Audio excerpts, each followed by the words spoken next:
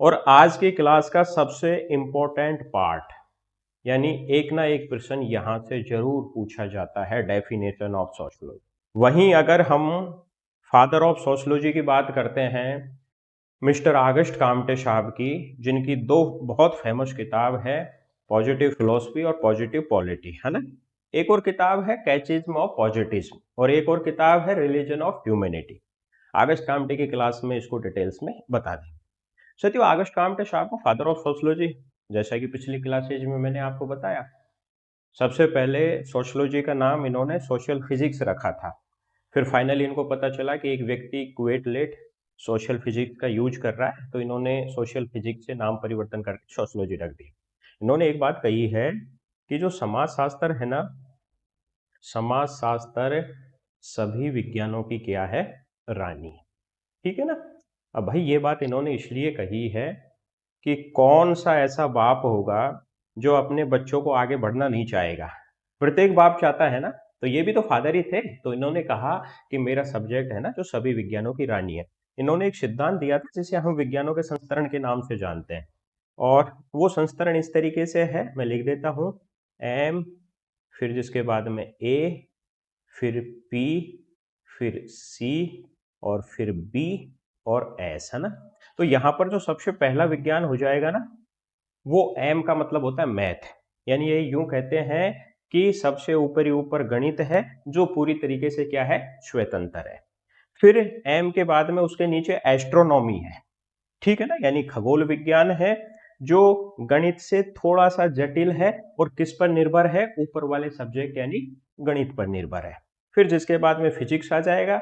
Physics ऊपर के दोनों सब्जेक्टों से जटिल है और ऊपर के दोनों सब्जेक्टों पर निर्भर है, यानी मैथ और एस्ट्रोनॉमी। फिर चौथे नंबर पर केमिस्ट्री आ जाएगा, जो केमिस्ट्री है ना ऊपर के तीनों सब्जेक्टों पर निर्भर है और तीनों से जटिल भी है। बायोलॉजी ऊपर के चारों सब्जेक्टों से जटिल और उनसे निर्भर, और सबसे जटिल है ना वो सोशियोलॉजी है, और वो सभी पर क्या है, निर्भर है। सभी पर निर्भर इसलिए है ना कि भाई हमारा जो सोशियोलॉजी है, समाज शास्त्र, math, astronomy, physics, chemistry, biology, industry, ठीक है ना, रूरल, अर्बन, जेंडर, डेवलपमेंट, इन सब का अध्ययन किस में होता है, हमारे सोशियोलॉजी में होता है। तो सबसे जटिल हमारा सब्जेक्ट क्या है, सोशियोलॉजी। तो इन्होंने कहा है कि सोशियोलॉजी सभी विज्ञानों की क्या है, रानी है। ठीक है। पीएच लैंडिस कहता है कि विज्ञान विज्ञान ही होता है, चाहे वो फिजिक्स में हो या समाज शास्त्र में। एक और डेफिनेशन है मिस्टर ऑगस्ट काम्टे की कि समाज शास्त्र है जो क्या है, व्यवस्था एवं प्रगति का विज्ञान है। बहुत इंपॉर्टेंट है। जिसके बाद में मिस्टर मेकाइवर एम पेज है ना, वो सामाजिक संबंधों की बात करता है कि समाज शास्त्र में अगर हम इसकी विषय वस्तु का जिक्र करें तो इसमें केवल और केवल सामाजिक संबंधों का अध्ययन होना चाहिए। ध्यान रखना, सामाजिक संबंधों की बात मिस्टर बॉर्नवीज भी करता है, ठीक है, और सामाजिक संबंधों की बात मिस्टर मेकाइवर एवं पेज भी करता है। मेकाइवर एवं पेज कहता है कि समाज शास्त्र में सामाजिक संबंधों का अध्ययन होना चाहिए, और इन्हीं सामाजिक संबंधों के जाल को हम क्या कहते हैं, समाज कहते हैं। ध्यान रखना, इन्होंने एक बहुत अच्छी बात कही है कि किसी भी समाज के निर्माण के लिए या निर्धारण के लिए 7 फैक्टर होना बहुत जरूरी है। अब ये 7 फैक्टर, इसका भी मैंने एक ट्रिक बना रखा है। सबसे पहले U, फिर P, फिर A, फिर M, फिर G, फिर C और N। भाई साहब ये प्रश्न भी बहुत भारी भरकम है। जिस तरीके से समनर का संस्था का उद्विकास है ना, वैसे ये बहुत भारी भरकम है।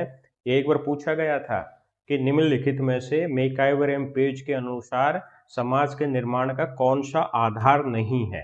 तो ध्यान रखना, यू का मतलब होता है यूजेज, और यूजेज को बोलते हैं रीतियां, ठीक है ना।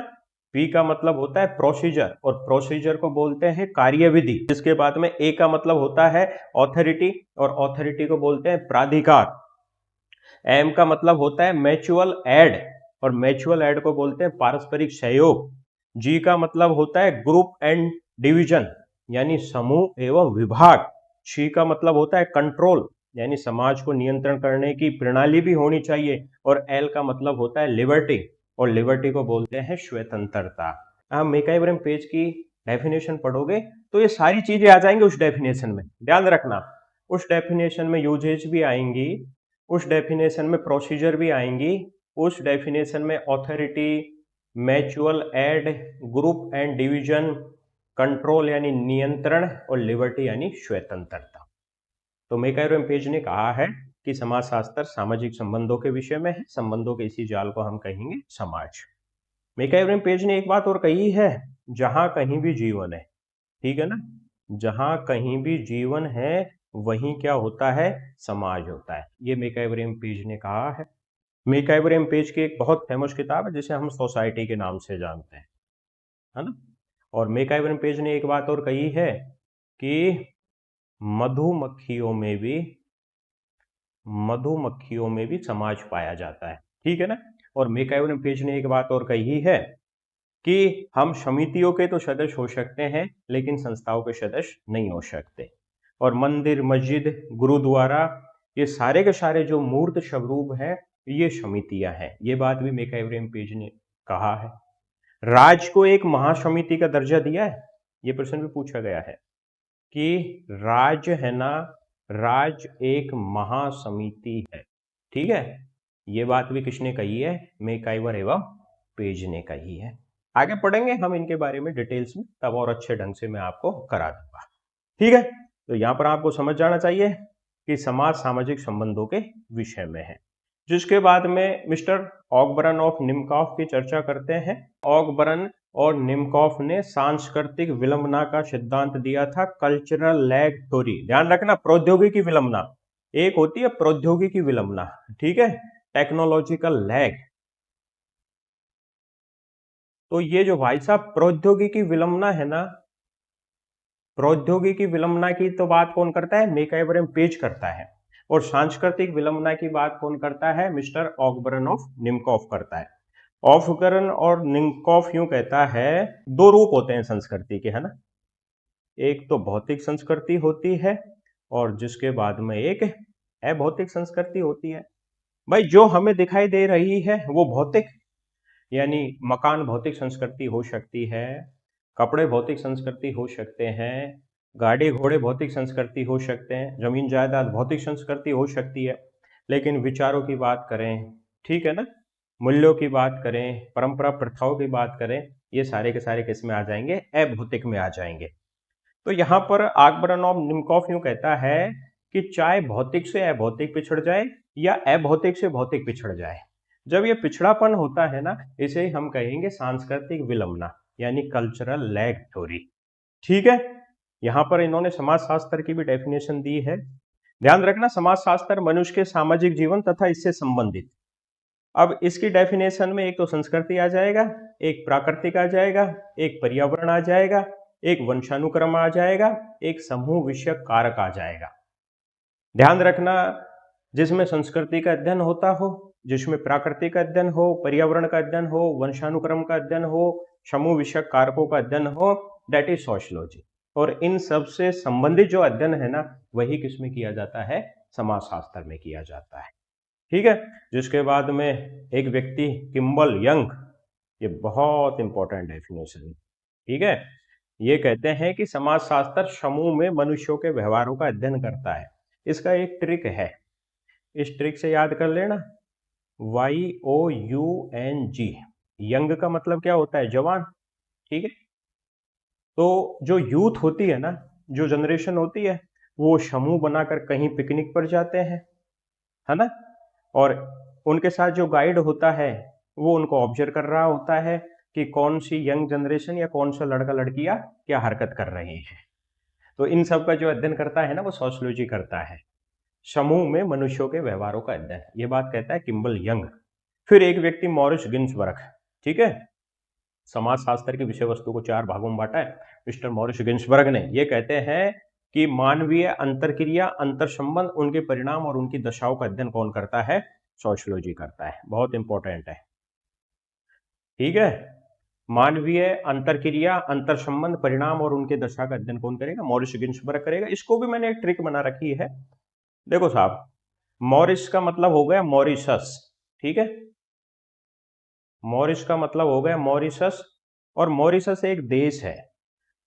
यूट्यूब वगैरह पे जो मॉरिशस की आप वीडियो सर्च करोगे तो समुंदर का किनारा होता है और मेल और फीमेल मौज मस्ती करते हुए नजर आते हैं।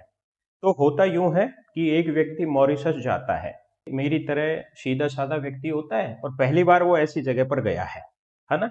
तो सबसे पहले मेरा क्या होता है, उनके साथ इंटरेक्शन होता है। ठीक है, आंखें चार होती है, इंटरेक्शन के बाद में उनके साथ मेरा क्या होता है, संबंध होते हैं। फिर कुछ दशाएं इस तरीके से बनती है कि वो संबंध है ना, वो और ज्यादा गहरे हो जाते हैं। गहरे हो जाते हैं तो भाई साहब परिणाम निकल कर आता है कि मैं इंडिया वापस आता ही नहीं हूँ, मॉरिशस में जाकर बस जाता हूँ। तो अंतर क्रिया, सबसे पहले मॉरिशस गया, वहां के लोगों के बीच में इंटरेक्शन किया, फिर अंतर संबंध, आपस में रिलेशन बने, दशा और दिशा ऐसी बनी कि परिणाम इस तरीके से निकले कि मैं हमेशा मॉरिशस का निवासी बन गई। अंतर क्रिया, अंतर संबंध, परिणाम और दशा की बात कौन करता है, मिस्टर मॉरिशस करता है। फिर एक अगली डेफिनेशन है मिस्टर वॉर्ड की। मिस्टर वॉर्ड कहता है कि समाजशास्त्र है ना, वो समाज का विज्ञान है। ठीक है, इसका भी एक डेफिनेशन है और मैंने एक ट्रिक बना रखा है कि वार्ड कुछ भी हो सकता है। जैसे हम अस्पताल के वार्ड की चर्चा करते हैं, ठीक है ना, अस्पताल के वार्ड की चर्चा करते हैं, दो फीमेलें होती हैं, तो आपस में वो बातचीत कर रही होती है। एक कहती है कि आपकी बेटी ने 12th में क्या ले रखा है, दूसरी कहती है कि मेरी बेटी ने सोशियोलॉजी ले रखा है, और फिर उससे पूछती है तो वो कहती है कि मेरी बेटी ने साइंस ले रखा है। तो जिसकी बच्ची ने सब्जेक्ट साइंस ले रखा था वो गौरवान्वित महसूस करती है, क्योंकि आपको पता है कि सोशल साइंस को थोड़ा सा निम्न दृष्टि का समझा जाता है साइंस के मुकाबले। तो तपाक से जिसके बच्ची ने सोशियोलॉजी सब्जेक्ट ले रखा था वो कहती है कि भाई साहब समाज शास्त्र भी तो समाज का वैज्ञानिक अध्ययन है, इसीलिए हम सोशियोलॉजी को क्या कह सकते हैं, विज्ञान कह सकते हैं। तो ये बात कही है एल.एफ. वार्ड। ठीक है, फिर जिसके बाद में गिडिंस की बात करते हैं कि समाज शास्त्र समाज का वैज्ञानिक अध्ययन है, ये बात कहता है गिडिंस। और मनुष्य के पारस्परिक संबंधों के स्वरूपों का विज्ञान, ध्यान रखना इससे पहले की क्लास में समाजशास्त्र के दो संप्रदाय बताए थे मैंने। जो पहला संप्रदाय बताया था वो था भाई साहब स्वरूपात्मक संप्रदाय, है ना। जो पहला था स्वरूपात्मक और जो दूसरा बताया था वो था समन्वयात्मक। ठीक है, और ये जो समन्वयात्मक है ना, वो समाजशास्त्र को एक जीवधारी शरीर के समान मानते हैं। मतलब समन्वयात्मक वाले यूं कहते हैं कि समाजशास्त्र जिस तरीके से मानव शरीर होता है, मानव शरीर के अंग आपस में जुड़े रहते हैं, एक अंग डिस्टर्ब हो गया तो पूरा शरीर डिस्टर्ब हो गया। इसी तरीके से सोशियोलॉजी के बहुत सारे अंग होते हैं, ठीक है ना। मतलब वो सभी के समन्वय की बात करते हैं। अगर हम समन्वयात्मक संप्रदाय की चर्चा करें तो इसमें एक तो आ जाएगा दुर्खिम, ठीक है, एक आ जाएगा हाबहाउस, जिसके बाद में एक आ जाएगा गिन्सबर्ग और एक आ जाएगा भाई साहब सोरोकिन। ये सारे के सारे समन्वयात्मक संप्रदाय के हैं। अगर वहीं स्वरूपात्मक की बात करूं तो वो कहता है कि समाजशास्त्र का अपना एक स्वरूप होता है। जैसे एक फॉर्मूला भी बनाया था मैंने, टीवी पर MBBS, है ना। टी का मतलब टॉनिज होता है, वी का मतलब वीरकांत होता है, पी का मतलब पार्क होता है, आर का मतलब रॉश होता है, एम का मतलब मैक्स वेबर होता है, बी का मतलब बॉर्नविच, फिर बी का मतलब बोगल और एस का मतलब होता है सिमेल। तो ये सारे के सारे स्वरूपात्मक वाले हैं। तो सबसे लास्ट का है ना जो सिमेल, ये स्वरूपात्मक समाजशास्त्र का फाउंडर माना जाता है। या यूं कह सकते हैं सबसे पहले इस संप्रदाय का अगर किसी ने जिक्र किया था, दैट इज सिमेल। ठीक है, वो संबंधों के स्वरूपों की बात करता है। तो यहाँ डेफिनेशन भी यही है कि समाजशास्त्र मनुष्य के पारस्परिक स्वरूपों का क्या करता है, अध्ययन करता है। ठीक है, फिर जिसके बाद में मैक्स वेबर वो सामाजिक क्रियाओं की बात करेगा कि सामाजिक क्रियाओं का जो विवेचनात्मक बोध करता है ना, दैट इज सोशियोलॉजी, उसे हम कहेंगे समाजशास्त्र। सामाजिक क्रियाओं को चार भागों में बांटा है मिस्टर बेवर ने, आर, ई, ए और टी। ठीक है, यहां पर आर का मतलब होता है रैशनल यानी तार्किक क्रिया, ए का मतलब होता है एवुलेटिव यानी मूल्यांकनात्मक क्रिया, ए का मतलब होता है अफेक्टिव यानी संवेगात्मक क्रिया, टी का मतलब होता है ट्रेडिशनल यानी परंपरागत क्रिया। ठीक है, तो चार प्रकार की क्रिया होती है, लेकिन कोई क्रिया तब ही क्रिया होगी जब उसका इंटरप्रिटेशन हो पाएगा, यानी उसका विवेचन हो पाएगा। जैसे बहुत बार मैं आपको एक एग्जांपल देता हूं कि एक तरफ तो होता है इंडिया, ठीक है, एक तरफ इंडिया होता है और दूसरी तरफ पाकिस्तान होता है। भारत और पाकिस्तान में युद्ध चल रहा होता है। भारत के 5 सैनिक होते हैं और पाकिस्तान के 50 सैनिक होते हैं। जमकर मुकाबला कर रहे होते हैं। अचानक क्या होता है कि पाकिस्तान की तरफ से और ज्यादा सैनिक आ जाते हैं। तो भारत के जो 5 सैनिक थे उनमें से एक सैनिक मदद मांगने के लिए अपने कैंप की तरफ आता है, जहां उसके साथी होते हैं उनकी तरफ वो आता है केवल मदद मांगने के लिए। लेकिन साथी सोचते हैं कि ये व्यक्ति भाग कर आ रहा है। तो जो व्यक्ति ने क्रिया करी, मतलब मदद लेने के लिए आ रहा था, उसकी क्रिया का सही ढंग से इंटरप्रिटेशन नहीं हो पाया, यानी विवेचन नहीं हो पाया, तो क्रिया हुई नहीं भाई। जैसे मैक्स वेबर ने एक बात और कही है, दो साइकिल सवार या दो स्कूटर वाले आपस में अपोजिट डायरेक्शन से आ रहे हैं, दोनों टकरा जाते हैं। सबने अपनी अपनी स्कूटर उठाया और अपने अपने रास्ते चले गए। मतलब ना तो उन दोनों के बीच में गाली गलौच हुआ, ना कुछ कहा सुनी हुई, धक्का मुक्की भी नहीं हुई। क्या ये क्रिया है? ये क्रिया नहीं है, क्योंकि आपस में एक दूसरे के व्यवहार में परिवर्तन तो हुआ ही नहीं। तो इसीलिए सामाजिक क्रिया में इंटरप्रिटेशन होना बहुत जरूरी है। बेवर पढ़ेंगे तब और डिटेल्स में करा देंगे। तो यहां पर कहा है कि समाजशास्त्र वह विज्ञान है जो सामाजिक क्रियाओं का विवेचनात्मक बोध कराने का प्रयास करता है। ठीक है। फिर ई रोश ने कहा है कि समाजशास्त्र है ना जो सामाजिक व्यवहारों का अध्ययन है। ध्यान रखना, रोश साहब की एक बहुत फेमस किताब है जिसका नाम है सोशल कंट्रोल। ये प्रश्न भी पूछा गया है। रोश साहब की एक बहुत फेमस किताब है जिसका नाम है सोशल कंट्रोल, और रोश कहता है कि सामाजिक नियंत्रण में विश्वासों की भूमिका सबसे ज्यादा होती है। ये प्रश्न भी पूछा गया था रिसेंटली कि जितने ज्यादा विश्वास होंगे ना उतना ही ज्यादा नियंत्रण होगा। तो इसीलिए समाजशास्त्र सामाजिक व्यवहारों का विज्ञान है। जैसे इसको एक ट्रिक से याद कर लीजिए, रोश, अब एक गाना भी तो है ना, वफाना रास आई तुझे ओ हर जाई, है ना। तो उसकी व्यवहार है वो रोश नहीं आए, है ना। किसी के व्यवहार रोश आ भी सकते हैं, किसी के नहीं आ सकते।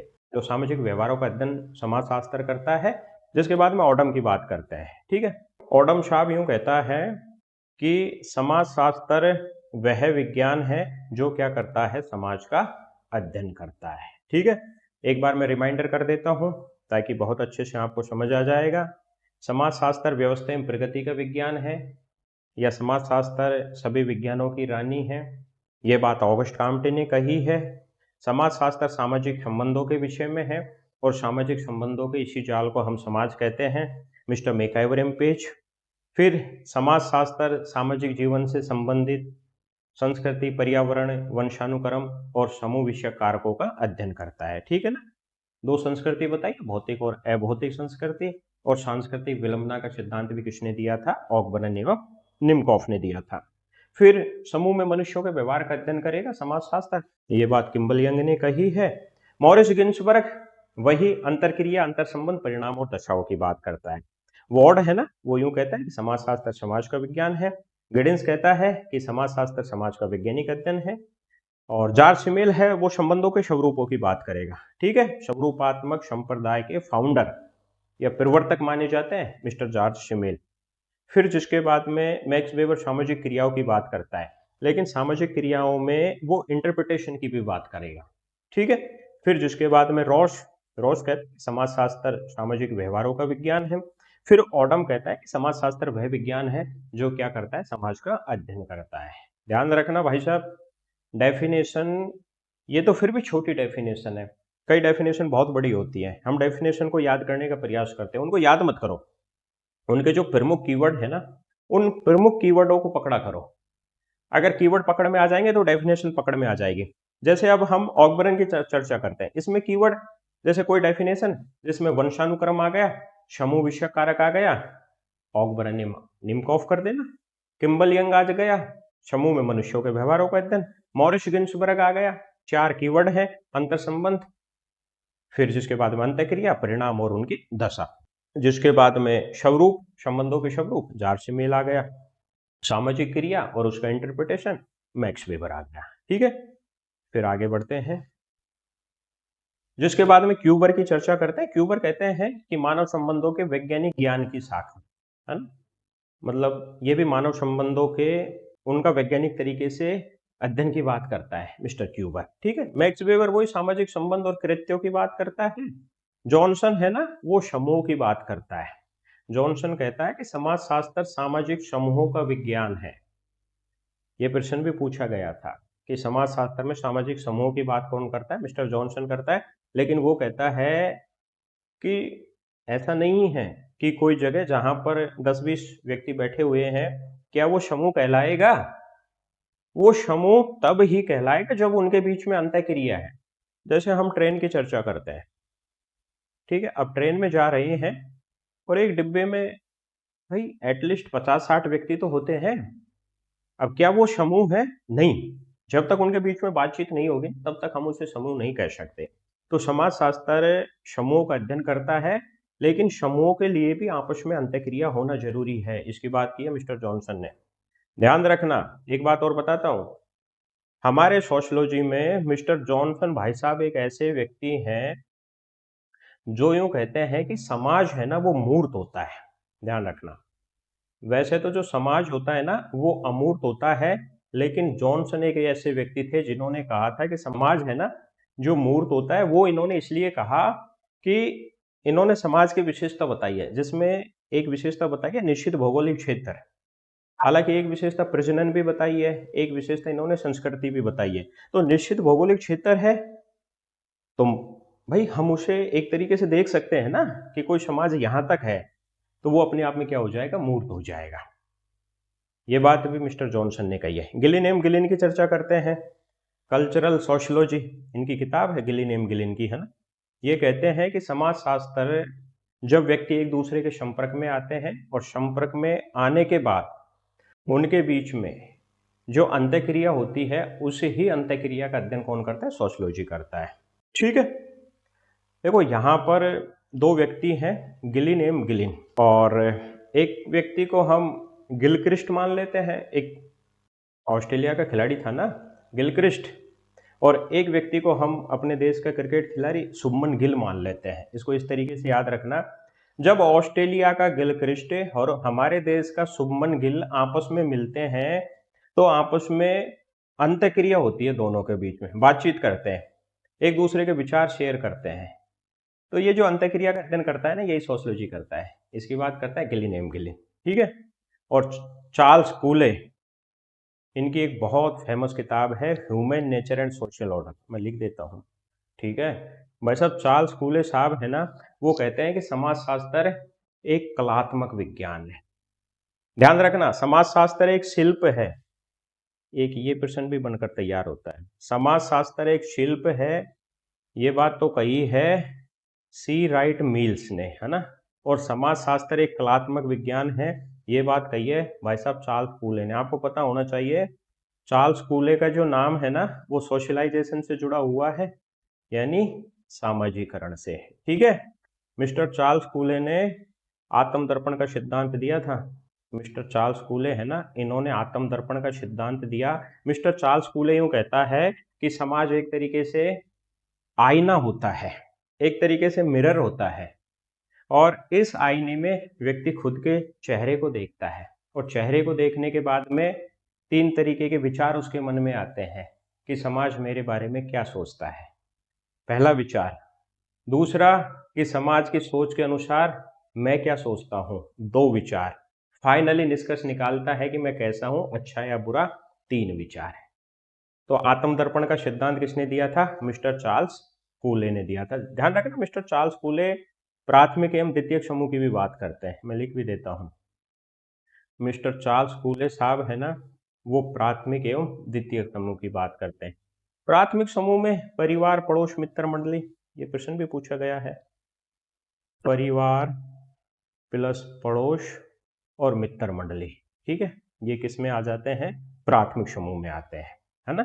तो समाजशास्त्र एक कलात्मक विज्ञान है, ये चार्ल्स कूले ने कही है। एल.टी. हाउस की समाजशास्त्र की विषय वस्तु, अगर हमें समाजशास्त्र में कुछ शामिल करना है ना तो केवल मानवीय मस्तिष्क की अंतःक्रियाओं को शामिल करो कि मनुष्य किस तरीके से सोचता है, किस तरीके से विचार आते हैं, इन सब का अध्ययन सोशियोलॉजी में होना चाहिए। जैसे स्ट्रॉस भी इसकी बात करता है, लेवी स्ट्रॉस है ना जो मानसिक मेंटल स्ट्रक्चर की बात करता है, हाउ हाउस भी इसकी बात करता है, ठीक है। दुर्खिम सामूहिक प्रतिनिधानों की बात करता है। ध्यान रखना, समाजशास्त्र सामूहिक प्रतिनिधानों का विज्ञान है। एक तो दुर्खिम ने समाजशास्त्र में सामाजिक तथ्यों का जिक्र किया है, ठीक है।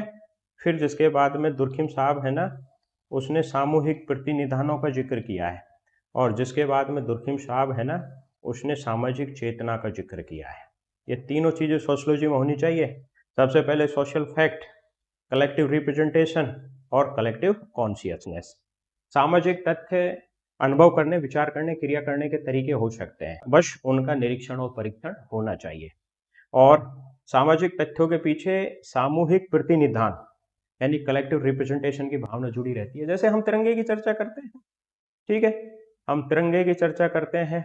अब तिरंगा क्या है? सामाजिक तथ्य है। हजारों करोड़ों लोग इसको मानते हैं, जानते हैं, और इसका निरीक्षण और परीक्षण भी कर सकते हैं। अभी मैं जहां से क्लास बना रहा हूं, वैसे मेरा जो जिला है ना राजस्थान में, वो अलवर जिला है। जहां मेरा स्टूडियो है वो है राजस्थान के दौसा जिला में। और सबसे पहला जो तिरंगा बना था ना हमारे देश का, वो दौसा जिला में ही बना था, ठीक है ना।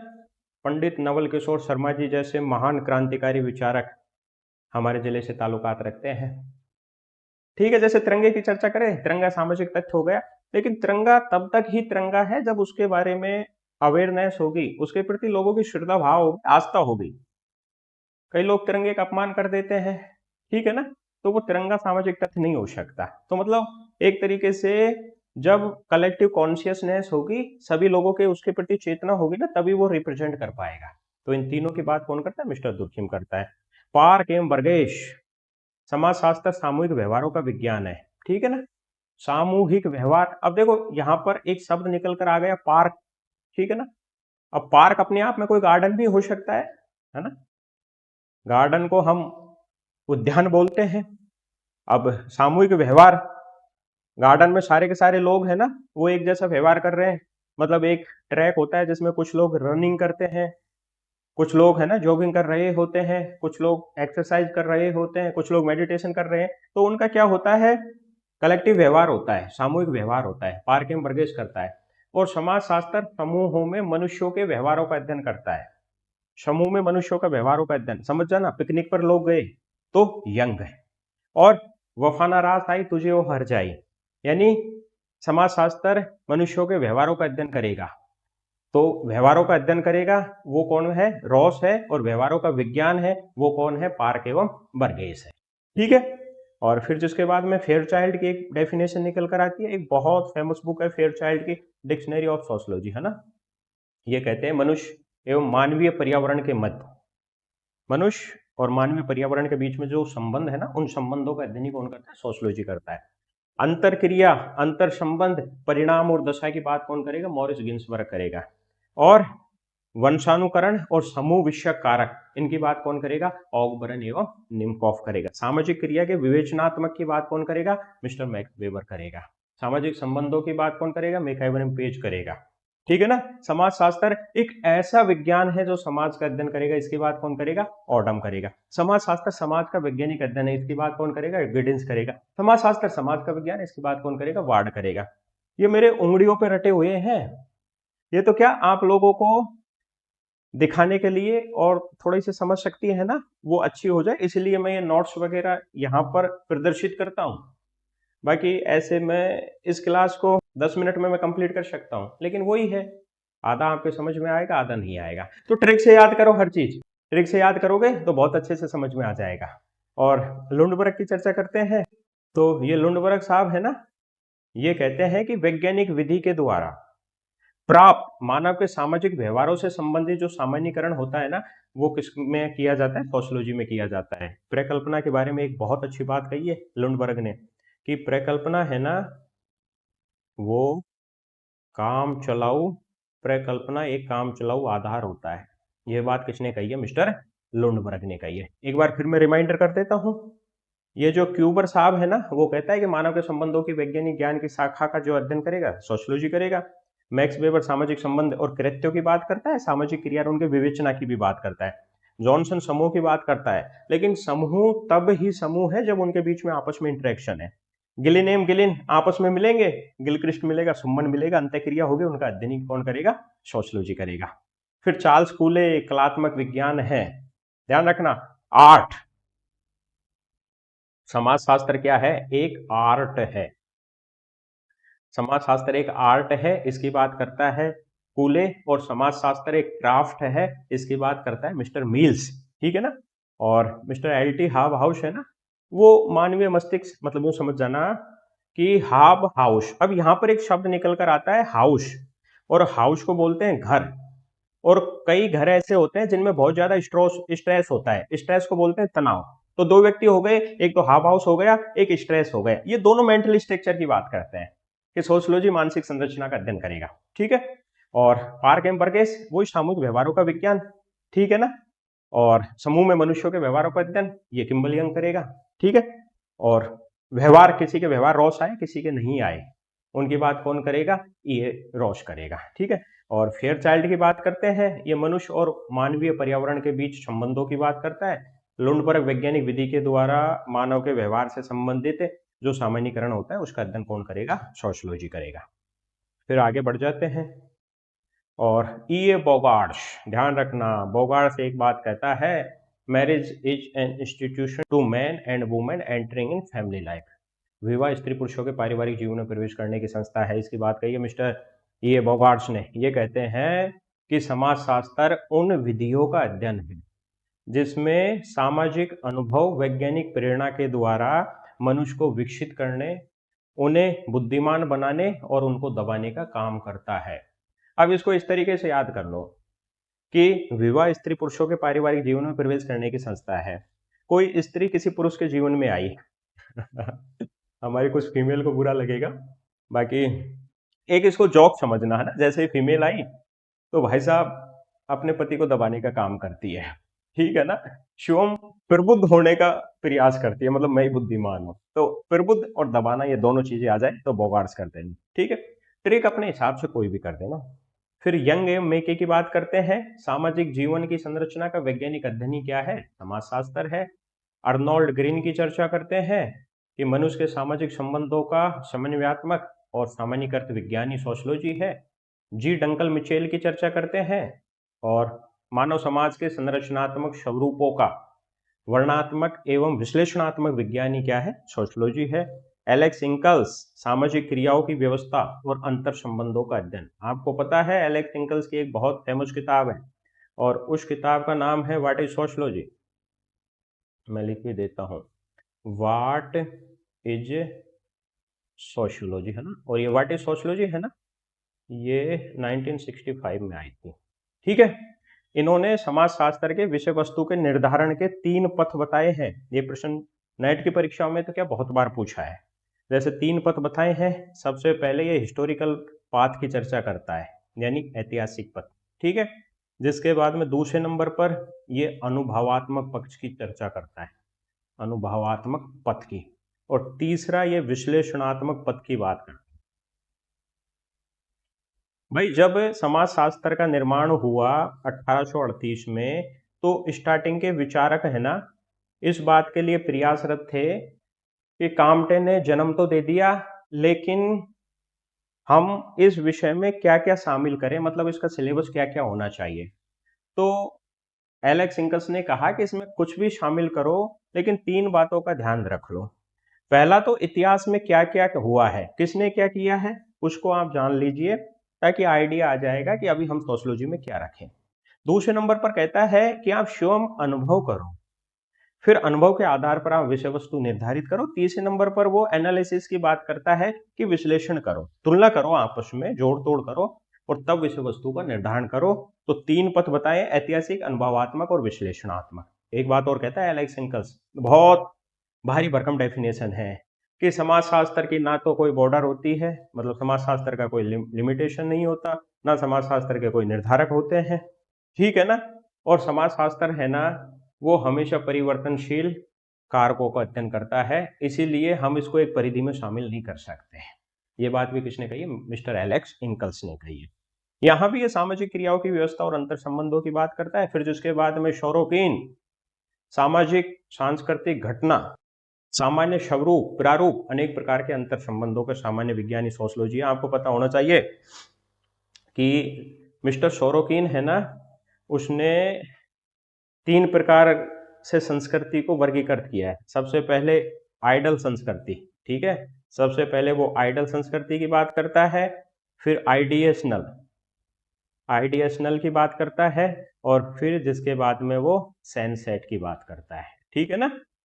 इन्होंने घड़ी के पेंडुलम का उदाहरण दिया है। यानी ये एक तो भौतिक संस्कृति की बात करता है, अभौतिक संस्कृति की बात करता है, सबसे बीच में वो आदर्श संस्कृति की बात करता है। परिवर्तन के अंतर्निहित स्रोतों के सिद्धांत के नाम से जानते इसको, ठीक है ना। परिवर्तन के अंतर्निहित स्रोतों, इसकी भी बात कौन करता है? मिस्टर सोरोकिन करता है। ये लो साहब, आपके समाजशास्त्र का जो डेफिनेशन है वो कंप्लीट हो जाता है। एक बार देखो, इसको हम कैटेगरीज में डिवाइड कर लेते हैं कि ऐसे कौन कौन से विद्वान हैं या विचारक हैं जो यूं कहते हैं कि समाजशास्त्र समाज का अध्ययन है। तो ध्यान रखना, समाजशास्त्र समाज का अध्ययन है, इसकी बात एक तो वार्ड करता है, जिसके बाद में वार्ड मतलब समाजशास्त्र समाज का विज्ञान है, फिर गिडिंस करता है समाजशास्त्र समाज का वैज्ञानिक अध्ययन है, फिर जिसके बाद में ऑडम करता है। ऑडम कहता है कि एक ऐसा विज्ञान जो समाज का अध्ययन है, फिर जिसकी बात कौन करता है? समनर करता है। समूह की बात कौन करता है कि समाजशास्त्र समूह का, तो इसकी बात करता है जॉनसन, है ना। और भी बहुत सारे करते हैं। सामाजिक संबंध की बात समाजशास्त्र मेकाइवन पेज करता है, क्यूबर करता है, टॉनिज करता है, बानविज ने दुनिया के 650 समाजों का अध्ययन किया था, ठीक है। जिसके बाद सिमेल करता है। सिमेल तो संबंधों के स्वरूपों की भी बात करता है, और समाजशास्त्र में सामाजिक क्रिया और अंतक्रिया की बात गिलिन करता है, जिसमें मैंने गिलक्रिस्ट और शुभमन गिल का उदाहरण दिया है। इंटरेक्शन होगी और उनका जो अध्ययन करेगा वो कौन करेगा? गिलिन। कल्चरल सोशियोलॉजी, गिन्सबर्ग, अंतरक्रिया, अंतर संबंध, उनके परिणाम और उनके दशाओं की बात कौन करता है? मिस्टर मॉरिस गिन्सबर्ग करता है। फिर जिसके बाद में पेरेटो, तार्किक और अतार्किक क्रिया की बात भी कौन करता है? पेरेटो करता है ना। पेरेटो की एक बहुत फेमस किताब है माइंड एंड सोसाइटी, ठीक है, माइंड एंड सोसाइटी, ये किसकी है? पेरेटो की। और ध्यान रखना, अभिजात वर्ग का परिभ्रमण सिद्धांत, अभिजात वर्ग का जो परिभ्रमण सिद्धांत है ना, वो किसने दिया था? मिस्टर पेरेटो ने दिया था। इतिहास कुलीन तंत्रों का कब्रिस्तान है, इतिहास है ना वो कुलीन तंत्रों का कब्रिस्तान है, ये बात भी किसने कही है? मिस्टर पेरेटो ने कही है, ठीक है। बुर्जुआ का कार्ल मार्क्स, ये प्रश्न भी आया था कि जो बुर्जुआ का कार्ल मार्क्स है ना, बुर्जुआ का मार्क्स भी किसे बोला जाता है? पेरेटो को बोला जाता है। भाई मिस्टर कार्ल मार्क्स ने 2 वर्ग बताए हैं, एक तो सर्वहारा, एक बुर्जुआ। तो सर्वहारा गरीब होते हैं और बुर्जुआ जो पैसे वाले होते हैं। तो हमारा ओरिजिनल मार्क तो गरीब यानी सर्वहारा का हितैषी था, लेकिन जो पेरेटो है ना, ये दुष्ट आदमी था, ये बुर्जुआ का हितैषी था। हिटलर से बहुत प्रभावित था ये मुसोलिन, हिटलर से, ठीक है। और कुलीन तंत्रों का कब्रिस्तान इसने कहा है कि इतिहास में दबदबा केवल पैसे वालों का रहा है, गरीबों का कोई स्थान नहीं है। अभिजात वर्ग का परिभ्रमण सिद्धांत, इन्होंने शेर और लोमड़ी का उदाहरण दिया है, ठीक है, शेर और लोमड़ी का उदाहरण दिया है। इन्होंने कहा है कि एक समय शेर शासन करता है, लोमड़ी है ना जो उसके सामने आदेशों का पालन करती है, फिर लोमड़ी चतुराई से शासन करने लग जाती है, शेर है वो क्या बन जाता है? प्रजा बन जाता है। तो इस तरीके से ये जो साइकिल है ना वो चलता रहता है। इसे हम परिवर्तन के साइकिल थ्योरी एंड चक्रीय सिद्धांत के नाम से जानते हैं, ठीक है। माइंड, सेल्फ एंड सोसाइटी, ये मीड की किताब है। देखो, एक तो है माइंड एंड सोसाइटी, एक है mind, self and society. Mind, self and society, ये तो है मिस्टर जे.एच. मीड की, ठीक है। और मिस्टर जे.एच. मीड है ना, जे.एच. मीड साहब ने आई और मी का सिद्धांत दिया था, ठीक है, मैं और मुझे का सिद्धांत। जब छोटा बच्चा होता है तो उसका जो सेल्फ होता है वो आई होता है, जैसे ही वो दुनियादारी में आता है तो उसका सेल्फ है जो मी में कन्वर्ट हो जाता है। तो आई और मी की बात कौन करता है? मीड करता है, ठीक है। और mind and society, treatise on sociology है इस किताब का जो मूल नाम है, ट्रिटराइज ऑन सोशियोलॉजी, है ना, समाजशास्त्र का ग्रंथ। फिर बाद में फ्रेंच भाषा से इंग्लिश में इसको कन्वर्ट कर दिया था माइंड एंड सोसाइटी के नाम से, ठीक है। तो सामाजिक क्रियाओं की बात भी कौन करता है? पेरेटो करता है। ये लो साहब, आपकी जो डेफिनेशन हो गई, समाजशास्त्र समाज का अध्ययन है, इसकी बात वॉर्ड गिडिंस, ऑडम समनर करेगा, समूह की बात जॉनसन करेगा, सामाजिक संबंधों का अध्ययन है मेकाइब्रेम पेज, क्यूबर, टॉनिज, बॉनवी, सिमेल, और सामाजिक क्रिया गिलिन, गिन्सबर्ग, पेरेटो और पार्सन्स। ये डेफिनेशन हो गई, बोगार्ड्स की हो गई, यंग में के देखो इसमें जो इंपॉर्टेंट है ना पूछी गई परिभाषा है, एक तो सोरोकिन की याद कर लेना आप, इंपॉर्टेंट है, और जी डंकल मिचेल इसका भी इंपॉर्टेंट है, बोगार्ट्स वाली ये भी इंपॉर्टेंट डेफिनेशन है, फिर जिसके बाद में ये सारी इंपॉर्टेंट है, ठीक है, ये डिक्शनरी ऑफ सोशियोलॉजी बहुत बार पूछी गई है, फिर जिसके बाद में ये सारी डेफिनेशन है, ये भी भाई साहब इंपॉर्टेंट है। ये लो शार्प, मैं आपसे फिर कहूँगा कि डेफिनेशन है ना, लंबी लंबी डेफिनेशन होती है, याद नहीं होगी जब तक आप विशेष कीवर्ड पर फोकस नहीं करोगे। मन लगाकर पढ़ा करो। समाजशास्त्र अगर हमें लगता है ना कि आसान है, वो इतना आसान भी नहीं है। एक तरीके से जो मैथमेटिकल और रीजनिंग की नेचर होती है वही हमारे सोशियोलॉजी की नेचर होती है, और समाजशास्त्र कठिन भी नहीं है अगर इसको लॉजिक के साथ पढ़ा जाए तो, मन लगाकर पढ़ा जाए तो। बाकी मेरी शुभकामना है, माँ शारदा आपकी प्रत्येक मनोकामना पूर्ण करें। Thank you.